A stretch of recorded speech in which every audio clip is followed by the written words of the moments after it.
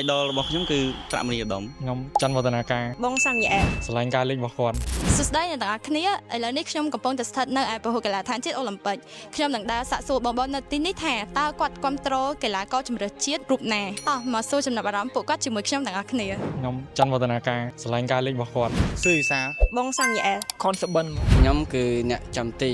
រ៉េលីហេង យ៉ាមដេវីតបងសៀងចន្ទធាបងសាម៉ែល បងសាំញ៉ែដូចគ្នាបង idol របស់ខ្ញុំគឺប្រាក់មនីឧត្តមទីមួយគឺអត្តចរិតគាត់ទីមួយគឺរបៀបការលេងគាត់ជា key player នៅក្នុងលេងហើយគាត់អត់សូវកំណាញ់បាល់ហើយមួយទៀតគឺចិត្តជាអ្នកដឹកនាំគាត់អត់សូវឆេវឆាវក្នុងការលេងអញ្ចឹងខ្ញុំស្រឡាញ់របៀបនៃការលេងរបស់គាត់ខ្ញុំបងសាំអែខ្ញុំក៏បងសាំអែដែរបងក្នុងប្រាក់មនីឧត្តម